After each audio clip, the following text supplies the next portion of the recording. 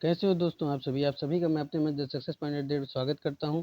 उम्मीद करता हूं कि आप सब बहुत अच्छे होंगे, मेहनत कर रहे होंगे। बिल्कुल मेहनत करते रहिए, मुस्कुराते रहिए, क्योंकि शिक्षा एक ऐसी शेरनी का दूध है, इसको जितना इंसान पिएगा उतना ज़्यादा दहाड़ेगा। तो wish you all the best.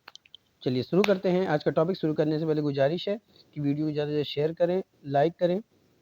जो मेरे चैनल पर विजिटर हैं उनसे गुजारिश है कि वो सब्सक्राइब करें और बेल आइकन ऑन कर दें ताकि उनको नोटिफिकेशन मिलती रहे। चलिए शुरू करते हैं। तो कामराज योजना का उद्देश्य क्या था? समाजवादी आदर्श समाज स्थापित करना, तमिलनाडु का औद्योगिक विकास करना, भारतीय राष्ट्रीय कांग्रेस को जीवंत बनाना या फिर सहकारी कृषि। तो अगर कामराज योजना की हम बात करें तो 1965 में, कामराज योजना की अगर हम बात करें तो सन 1965 में कामराज योजना कांग्रेस के तत्कालिक अध्यक्ष कामराज द्वारा तैयार की गई थी। यह योजना भारतीय राष्ट्रीय कांग्रेस को जीवंत बनाने एवं राष्ट्रीय विकास में योगदान वृद्धि के लिए तैयार की गई थी। बात समझे? राष्ट्रीय विकास कांग्रेस को जीवंत बनाना और विकास के लिए। तो आपके जो ऑप्शन हो जाएगा वो क्या हो जाएगा? सी हो जाएगा। लेकिन आपको ये याद रखना है कि कामराज योजना का कब लागू की गई बनी थी? तो 1965 में बनी थी। किसने? केमराज ने। चलिए ये चलते हैं। राज्य के निदेशक नीति निर्देशक सिद्धांत किस प्रकार मौलिक अधिकारों से अलग है? बात समझा रही? किस प्रकार से अलग है? तो आपको बताना है पूर्वोत्तर केंद्रीय सरकार के लिए है और उपरोक्त राज्यों के लिए। पूर्वोत्तर संविधान का अंश नहीं है, जबकि उपरोक्त है। निर्देशक सिद्धांत परिवर्तनीय है, जबकि मौलिक अधिकार परिवर्तनीय नहीं है। तो ये निर्देशक लिख गया है, आप ये निर्देशक होगा। क्या होगा? निर्देशक होगा। चलिए इसको ठीक कर लेते हैं हम लोग। ये निर्देशक होगा। चलिए इसको हम लोग ठीक कर लेते हैं। ये निर्देशक होगा।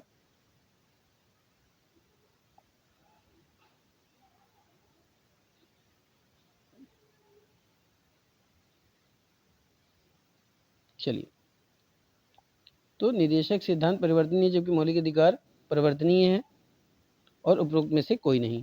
तो अगर हम इसकी बात करते हैं राज्य की नीति निर्देशक सिद्धांत के बारे में, तो राज्य की नीति सिद्धांत मौलिक अधिकारों से अलग है, क्योंकि निर्देशक सिद्धांत परिवर्तनीय नहीं है, जबकि मौलिक अधिकार क्या है? परिवर्तनीय होता है। बात समझ में आ रही है? तो इसलिए आपके ऑप्शन हो जाएंगे सी। सी आपका करेक्ट आंसर हो जाएगा। चलिए इनमें से कौन राज्य के नीति निर्देशक सिद्धांत में सम्मिलित नहीं है? मध्य निषेध, काम का अधिकार, समान कार्य के लिए समान वेतन, सूचना का अधिकार।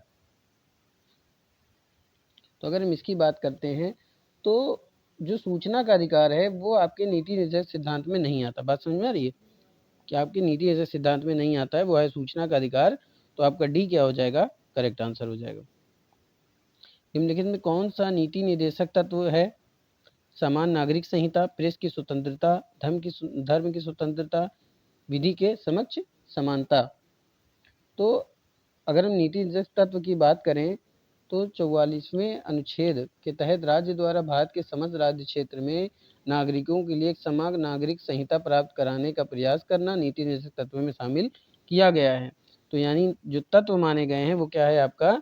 समान नागरिक संहिता। तो ए क्या हो जाएगा आपका? करेक्ट आंसर हो जाएगा। बात समझ में आ रही है? देखिए हर जगह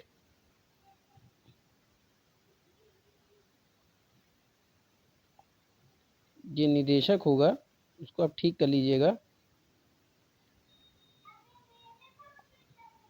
ठीक है, ये निदेशक होगा।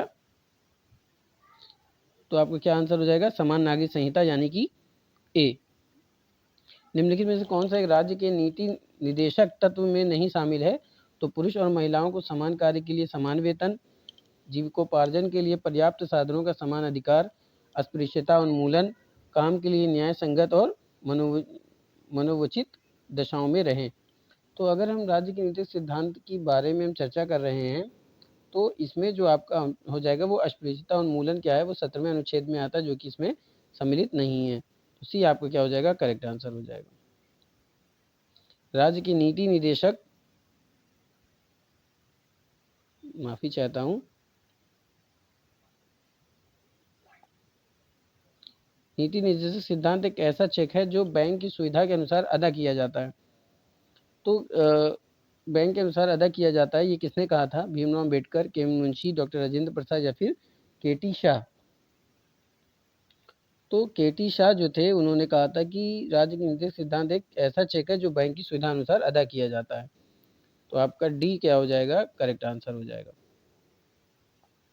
निम्न में से किसी एक की संतुष्टि के आधार पर मूल कर्तव्यों से संबंधित प्रावधानों को भारत के संविधान में जोड़ा गया? बलवंत राय मेहता समिति, अंग्यार समिति, स्वर्ण सिंह समिति और ठक्कर समिति। तो स्वर्ण सिंह समिति के अनुसार आधार पर जो है अनुच्छेद 51 का को सम्मिलित किया गया था, जो कि क्या था? आपके मूल कर्तव्यों को शामिल किया गया था इसके तहत। बात समझ में आ रही है? स्वर्ण सिंह समिति की संतुष्टि के आधार पर मूल कर्तव्यों से संबंधित प्रावधानों को भारत के संविधान में जोड़ा गया था। इन्हें संविधान के अनुच्छेद 51 का में सम्मिलित किया गया है। बात समझ में आ रही है? किसके? स्वर्ण सिंह समिति। समिति कौन सा? सी आपका क्या हो जाएगा? करेक्ट आंसर हो जाएगा। भारत के संविधान के किस भाग में मौलिक कर्तव्य उल्लेखित है? भाग 3, भाग 4, भाग 4A या भाग 6 में?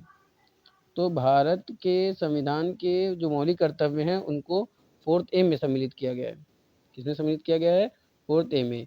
तो आपका ऑप्शन हो जाएगा सी द करेक्ट आंसर। किस संविधान संशोधन द्वारा भारतीय नागरिकों के लिए 10 मूल कर्तव्य संविधान में जोड़े गए हैं? 24वें, 38वें और 42वें। तो भारतीय संविधान द्वारा भारतीय नागरिकों में मूल कर्तव्य जोड़े गए हैं 42वें संविधान संशोधन अधिनियम 1976। तो सी क्या हो जाएगा? आपका करेक्ट आंसर हो जाएगा। 42वें संविधान संशोधन के 10 आचार्य आदेशों को किस नाम से जाना गया? मौलिक अधिकार, मौलिक कर्तव्य, पंचायती राज के सिद्धांत या राज्य के नीति निर्देशक सिद्धांत। बात समझ में आ रही है? राज्य के नीति निर्देशक सिद्धांत। तो ये सम्मिलित किया गया आपके मौलिक कर्तव्य में। क्या है आपका? मौलिक कर्तव्य। भी क्या हो जाएगा? आपका करेक्ट आंसर हो जाएगा। संविधान के नागरिकों के मूल कर्तव्यों की व्यवस्था 42वें संविधान संशोधन के द्वारा किस वक्त की गई? 76 में, 75 में, 77 में या 80 में?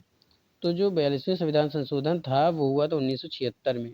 तो ये क्या हो जाएगा? आपका करेक्ट आंसर हो जाएगा। भारत में पहली बार लोक सेवा आयोग की स्थापना किस अधिनियम से कराई गई थी? Indian council act 1892, council act 1909, government of India act 1919, government of India act 1935। तो 1919 के भारत शासन अधिनियम के अंतर्गत भारत में प्रथम लोक सेवा आयोग 1926 ईस्वी में स्थापित किया गया था।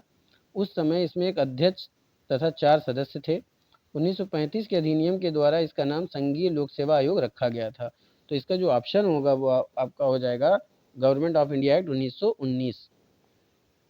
तो सी आपका क्या हो जाएगा? Correct answer. निम्नलिखित में से भारत में मौलिक कर्तव्य कौन सा है? न्यायपालिका से कार्यपालिका का पृथक्करण, हमारी मिली जुली संस्कृति की समृद्ध विरासत को संरक्षित रखना करना, बच्चों के लिए मुफ्त व अनिवार्य शिक्षा, छुआछूत की परंपरा को समाप्त करना।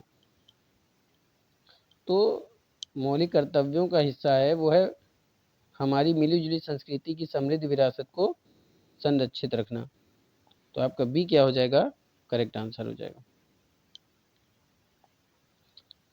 एक नागरिक के मूल कर्तव्यों में निम्नलिखित में कौन सा कर्तव्य सम्मिलित नहीं है? प्राकृतिक पर्यावरण की रक्षा और उसका संवर्धन करना, स्वतंत्रता के लिए हमारे राष्ट्रीय आंदोलन को प्रेरित करने वाले उच्च आदर्शों को संजोए रखना, उनका पालन करना, अस्पृश्यता मिटाने की ओर प्रयास करना, वैज्ञानिक दृष्टिकोण, मानवतावाद और प्रज्ञानवाद, जन तथा सुधार की भावना का विकास करना। तो इसमें जो है वो अस्पृश्यता, बात समझ में आ रही है? इसमें क्या हो जाएगा आपका? अस्पृश्यता मिटाने का प्रयास करना। तो सी आपका क्या हो जाएगा? करेक्ट आंसर हो जाएगा। निम्न में से किस एक का संरक्षण भारतीय नागरिकों का मूल कर्तव्य है? ग्राम पंचायत, राष्ट्रीय ध्वज, अनुसूचित जाति, अनुसूचित जनजाति या फिर वन्य प्राणी? तो आपका ऑप्शन हो जाएगा वन्य प्राणी की। तो डी क्या हो जाएगा? आपका करेक्ट आंसर हो जाएगा। भारत के प्रत्येक नागरिक का कर्तव्य योग के प्राकृतिक पर्यावरण का संरक्षण एवं सुधारने में शामिल है। मगर नागरिक का जो कर्तव्य है वो होगा प्राकृतिक पर्यावरण का संरक्षण और सुधार करना। तो तो दोस्तों आपका ये योग नहीं होगा। कर्तव्य की प्राकृतिक पर्यावरण का संरक्षण में सुधार करें तो किसमें शामिल किया गया है? अनुच्छेद 21 में, अनुच्छेद 48A में, 51 कक्का में या फिर अनुच्छेद 56 में। तो जो संरक्षण दिया गया है और सुधार पर्यावरण का वो दिया गया है आपके अनुच्छेद 51 का में। तो आपका जो आंसर हो जाएगा वो आपका हो जाएगा, क्या हो जाएगा बताइए? 51 का हो जाएगा, माफ़ कीजिएगा।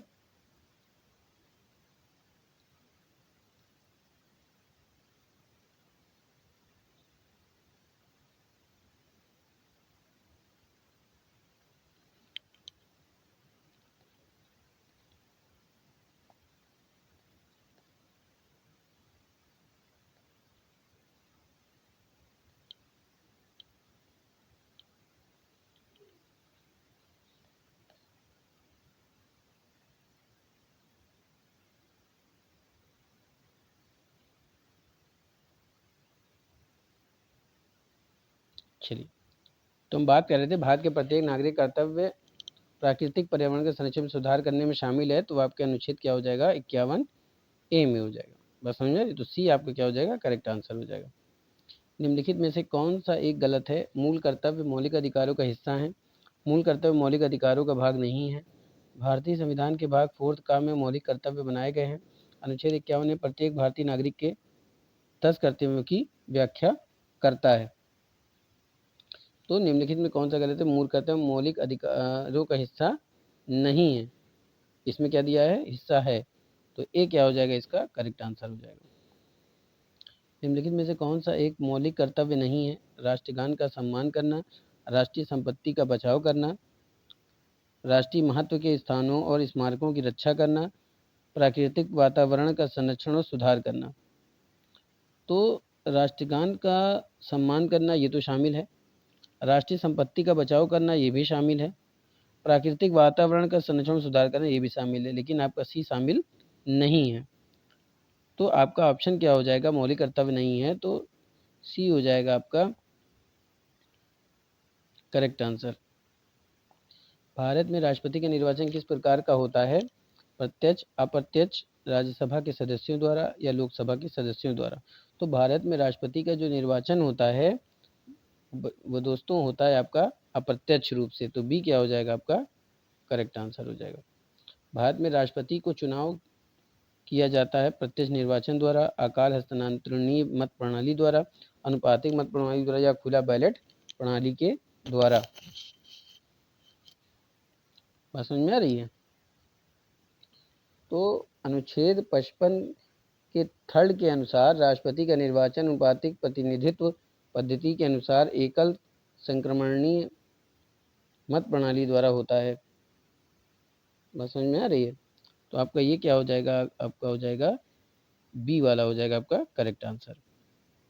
चलिए, राष्ट्रपति के निर्वाचन मंडल के सदस्य होते हैं संसद के दोनों सदनों के निर्वाचित सदस्य, राज्य विधानमंडलों के दोनों सदनों के निर्वाचित सदस्य, सभी राज्यों की विधानसभाओं के निर्वाचित सदस्य, दिल्ली और पांडिचेरी विधानसभाओं के निर्वाचित सदस्य। तो अगर हम इसकी बात करते हैं तो संसद के दोनों सदनों के निर्वाचित सदस्य होते हैं, ये भी सही है। राज्य विधानमंडलों के दोनों सदनों के निर्वाचित सदस्य, ये गलत होगा। सभी राज्यों की विधानसभाओं के निर्वाचित सदस्य, ये सही है। दिल्ली और पांडिचेरी विधानसभाओं के निर्वाचित सदस्य, आपका ये भी सही है। तो आपका ऑप्शन हो जाएगा 1, 3, 4, यानी कि 2 आपका क्या हो जाएगा? करेक्ट आंसर हो जाएगा। तो ये था आज का सेशन। उम्मीद करता हूँ कि आज की सेशन आपको पसंद आया होगा। कमेंट में करके ज़रूर बताइए कि आपको आज की वीडियो कैसे लगी।